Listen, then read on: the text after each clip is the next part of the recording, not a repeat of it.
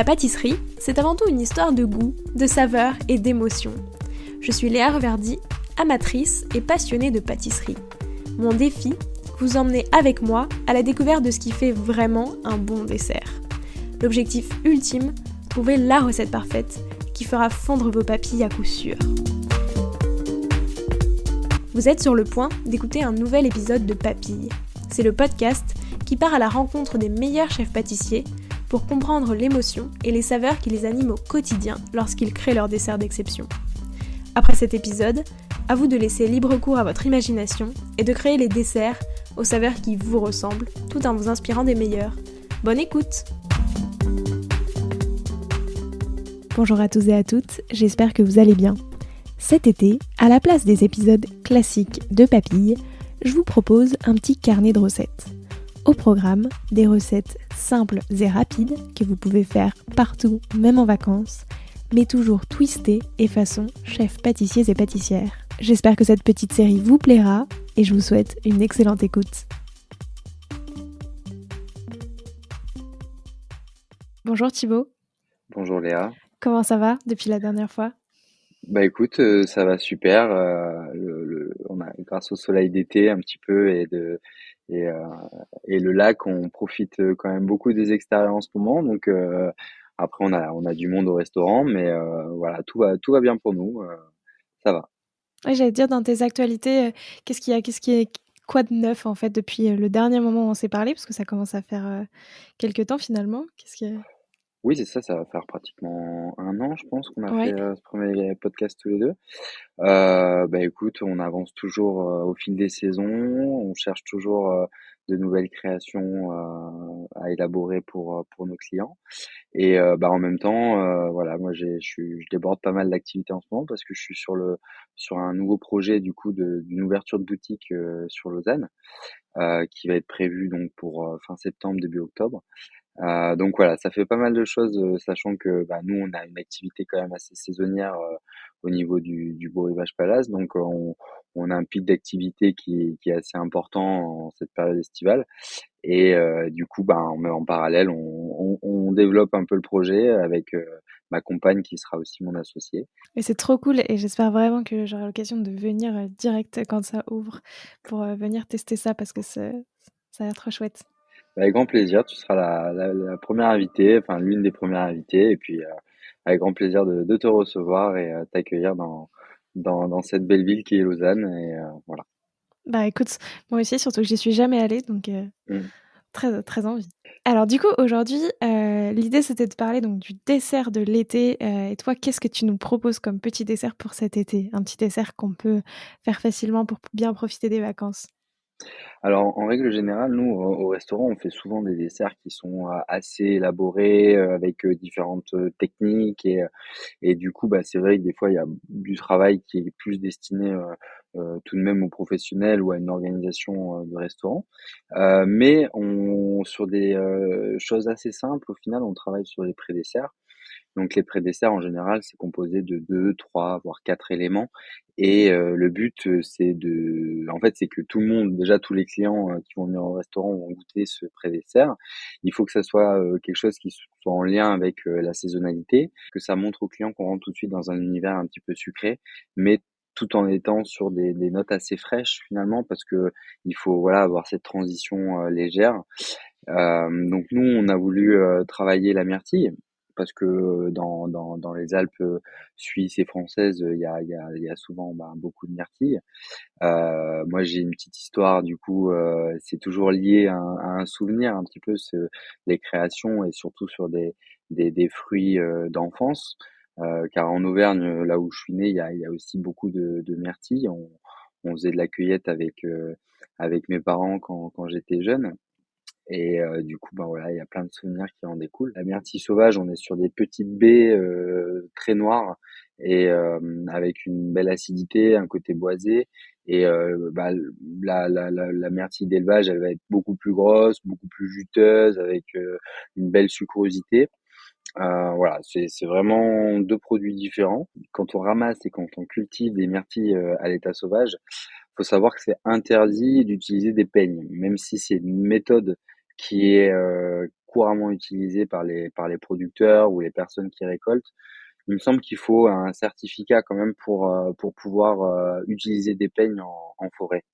Donc voilà. Donc en général, vaut mieux les récolter à la main et dans un petit panier, ne pas en prendre trop, surveiller qu'il y ait pas trop d'autorité.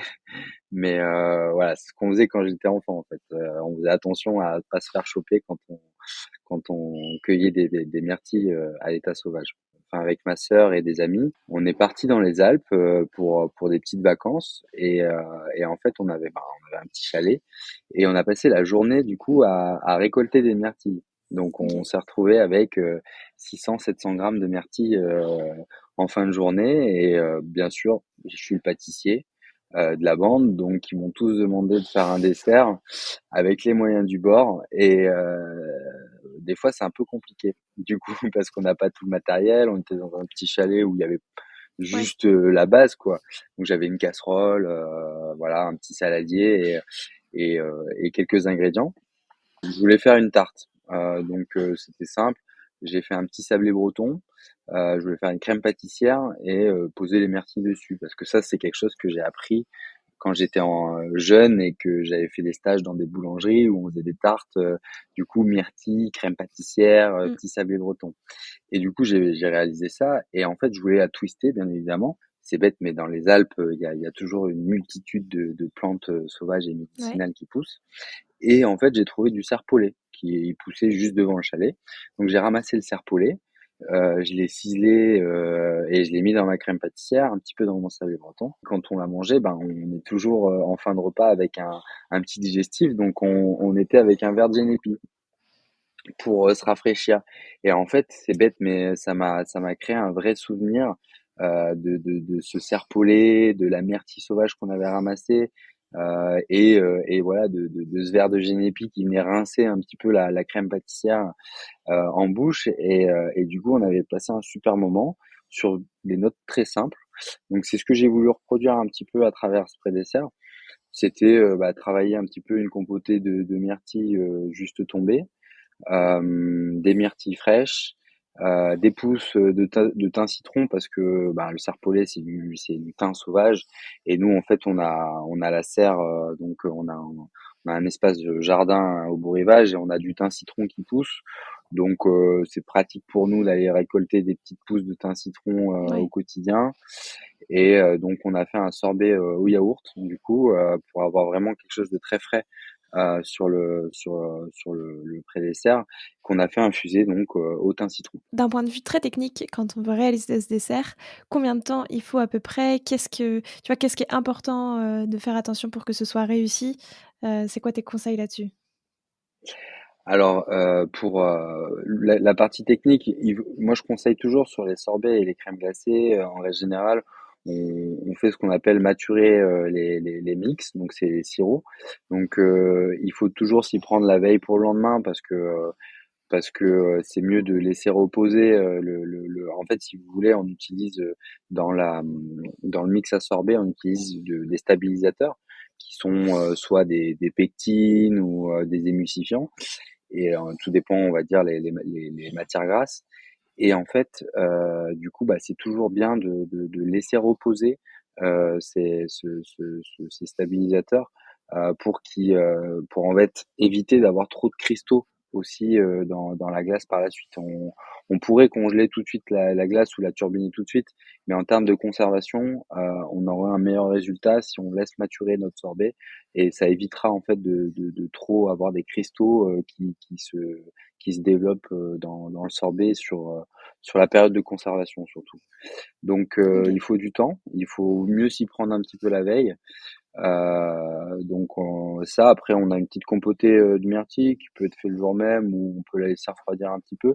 Donc ça c'est juste bien mélanger un petit peu les myrtilles, les sucrer un petit peu et les laisser réduire bien jusqu'à avoir une texture un petit peu nappante, laquante.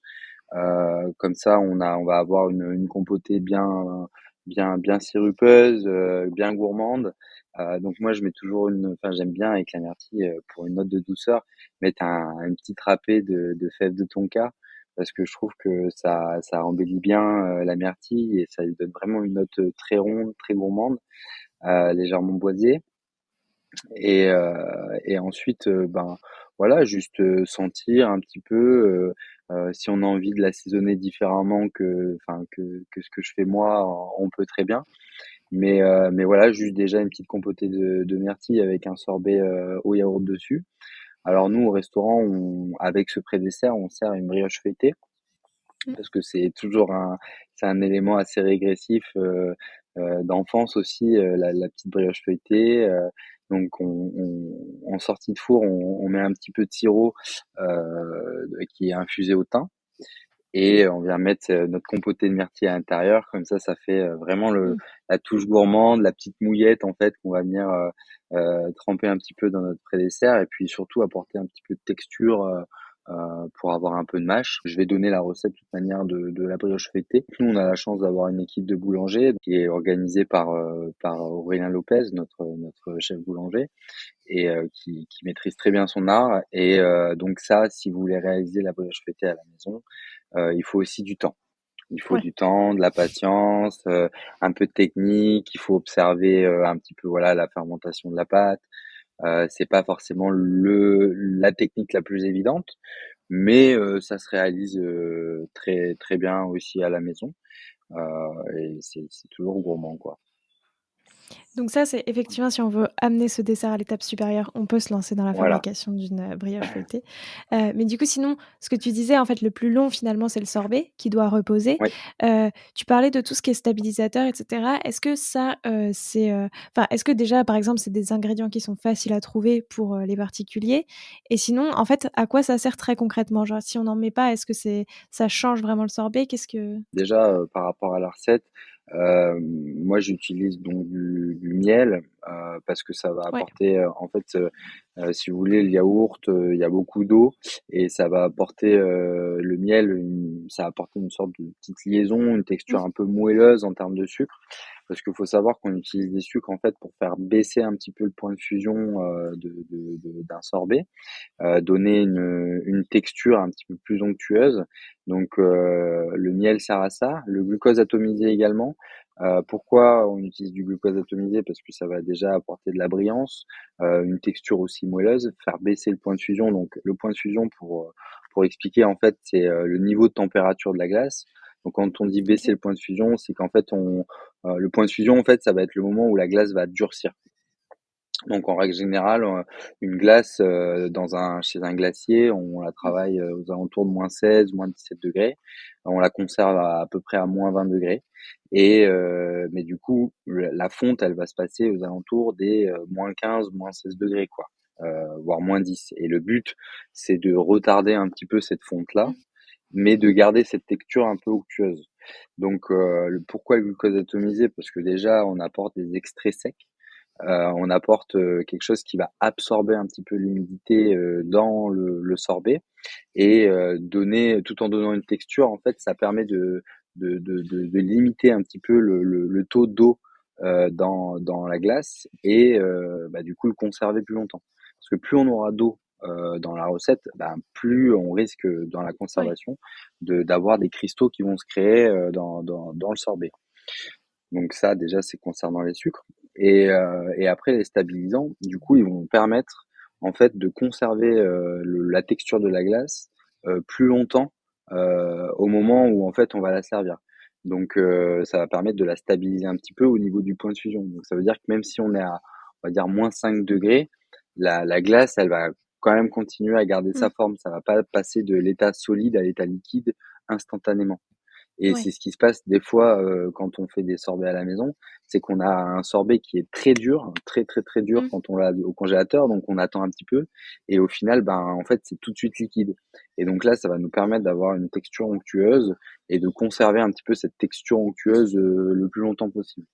Donc nous, on utilise donc, pour le sorbet, au yaourt, du Super Neutrose, donc c'est une pectine en fait qui OK. réagit avec la cuisson et avec l'acidité. Donc ça va nous donner une onctuosité un petit peu plus longtemps au niveau du sorbet. Pour la restauration en règle générale, moi je préconise et je conseille d'utiliser un petit peu d'agar-agar. Donc ça, c'est des choses, des stabilisants à sorbet, agar-agar, glucose atomisé. Aujourd'hui, on en retrouve en grande surface, on en trouve dans des magasins, on va dire, de pâtisserie. Il y en a de plus en plus. Je pense que c'est pas quelque chose qu'on a du mal à trouver. Après, si on veut utiliser un autre stabilisateur que le Super Rose, pourquoi pas? Ce qui est important, c'est quand même d'en mettre un petit peu. Donc, on est toujours à 0, entre 0,5 et 2% de stabilisateur par rapport à notre recette de sorbet. Ça va permettre de, quand on fait par exemple une quenelle ou une boule de glace, l'agar-agar, il va permettre de refiger un petit peu la boule de OK. sorbet sur elle-même.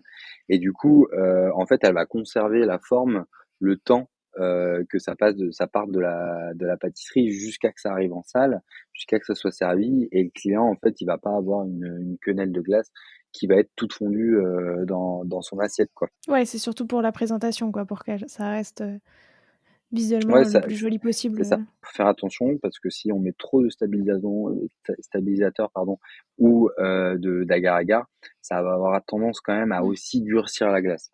Donc il faut quand même, c'est avec parcimonie. Nous, on utilise toujours des balances de précision Ouais. pour peser ça, ou sinon vaut mieux s'amuser à mettre juste une petite pointe de couteau dans le mix. Oui, de toute façon, vaut mieux suivre la recette et garder les quantités, quoi. Oui, bah, après, faut pas oublier que la pâtisserie et d'autant plus, la glacerie, c'est des métiers de rigueur. Mais après, si on veut la twister en apportant, d'autres épices ou une infusion parce que, par exemple, là, moi, j'utilise de l'eau. Je mets, dans mon eau, je mets de la cardamome verte et du thym citron que je laisse infuser pendant une vingtaine de minutes.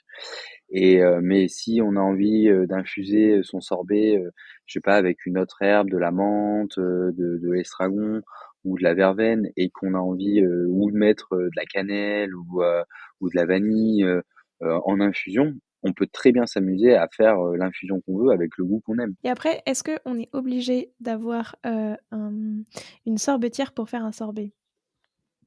Ben, non, pas forcément parce que alors il faut quand même, un élément qui va venir le mixer ou le mélanger.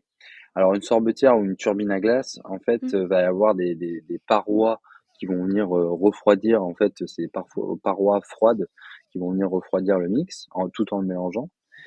Ou sinon, on peut très bien, par exemple, congeler, notre mix à sorbet Mmh. et après venir le mixer donc je sais pas s'il y a des gens qui ont un blender ou un Thermomix ou un je sais pas, une sorte de mixeur, alors pas forcément le mixeur plongeant, mais plus Ouais. un blender et donc on coupe en petits morceaux, notre mix à glace qui est pris. On le met dans le blender.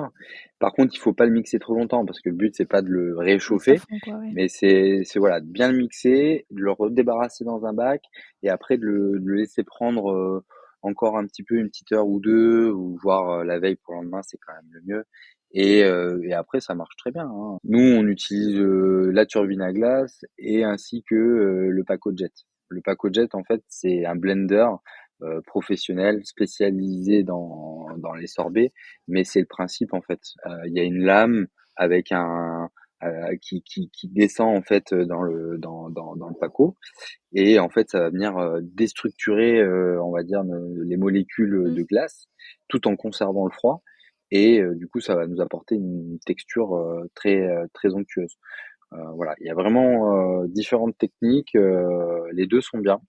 OK, les 2 fonctionnent, pareil quoi, enfin ça tu as le Les même 2 fonctionnent résultat? très bien. Ouais, ouais, ouais. Mais ça n'empêche pas de pas, il faut pas quand même brûler les étapes dans le procédé de Oui. base. Voilà. Oui, mais c'est vrai que tu vois, moi je me demandais si, le fait juste de mixer, ça tu arrivais au même rendu que, sur le procédé avec une, sorbetière quoi. Mais du coup, Alors, en fait, ça va être un peu différent parce que en le mixant, par exemple en congelant, le mix, le couper par exemple et le mettre, dans un blender ou dans un Pacojet, en fait, le mélange va se quand, il va refroidir à nouveau, il va tendance mmh, à durcir un petit peu plus.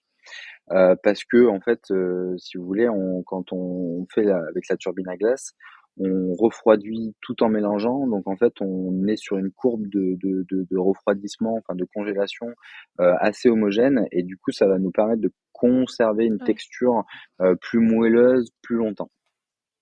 Mais OK. après, c'est vraiment au final, la dose de sucre et de stabilisants qui vont faire qu'on va quand même conserver une texture plus moelleuse au point de fusion, comme j'expliquais tout à l'heure. Mais effectivement, elle va tendance quand même à durcir un petit peu plus en la mixant, voilà. OK, très, très clair. Est-ce qu'il y a autre chose qu'on n'aurait pas encore dit, qui est important pour cette recette? Après, c'est juste laisser compoter un petit peu, sentir, goûter et puis voilà, après s'amuser un petit peu, sur le dressage, Ouais, si vous avez des invités, vous pouvez, rapporter un petit biscuit aussi, un petit croustillant, il y a pas vraiment de règle, mais ça peut être, un petit pain perdu ou des petits croûtons. Par exemple, on a du pain à la maison qu'on vient détailler, on fait des petits croûtons avec un petit peu de beurre, un petit peu de thym, un petit peu de sucre. On vient mettre quelques petits croûtons avec la myrtille, un peu de myrtille fraîche et le sorbet. C'est génial. Et puis ce sorbet-là, on peut très bien aussi le mettre avec des fraises ou ouais, avec d'autres fruits. C'est vraiment un élément. En fait, c'est un frozen yogurt. Donc ouais, c'est vraiment une recette assez estivale qu'on aime bien goûter et voilà. effectivement, c'est très cool et c'est vrai que ça peut se décliner et ça fait Ah une oui, glace qu'après on peut réutiliser, plein de fois c'est pour ça. faire des petits desserts minutes. Mmh, mmh mh. Si on veut mettre, du chocolat dessus, on peut très bien mettre du chocolat, ça fait un peu stracciatella, Ouais. avec des petites cerises ou voilà. C'est vraiment, quelque chose, un sorbet qui passe vraiment partout pour Mmh. l'été et en tout cas que moi j'adore, goûter à chaque fois qu'on à chaque fois que qu'on fait une quenelle ou un rouleau parce que nous on fait des rouleaux, en fait, Ouais. pour poser sur le dessert et du coup, ben, à chaque fois je goûte une petite cuillère, ça me rafraîchit un petit peu, j'adore. Ah Voilà. bah, j'imagine. C'est le côté positif, de travailler dans Ouais, dans c'est une ça. cuisine. Ah non, mais c'est hyper agréable. Là, c'est vrai qu'à chaque fois qu'on a un petit coup de alors que ce soit, qu'on a un petit peu, patraque, on va manger une petite fraise, ça va tout de suite nous donner un peu de vitamines et de d'antioxydants et en même temps, quand on est un peu triste ou en colère, on va prendre une petite quenelle de sorbet ou un peu de caramel et ça nous réconforte tout de suite. Ouais, bah, j'imagine. Ouais, Bah, c'est trop cool. Merci beaucoup pour ta recette et ce partage. avec plaisir. Qu'est-ce qu'on peut te souhaiter après pour la rentrée? Déjà de la réussite dans ce nouveau projet et cette nouvelle boutique, mais Ouais, oui, bah, c'est ça, bah, de la réussite, j'espère que la clientèle sera au rendez-vous, que nous on atteindra le niveau d'exigence qu'on se fixe et tout en étant, heureux et en bonne santé. Ça, c'est très mmh. important de continuer à être en bonne santé mais en tout cas, merci beaucoup Léa de cette invitation. Au plaisir de partager, à nouveau avec toi et puis, voilà. Bah, merci à toi. C'était un vrai plaisir de pouvoir discuter, de cette recette et de pouvoir rediscuter avec toi, de manière plus globale. Donc, merci beaucoup pour ton temps.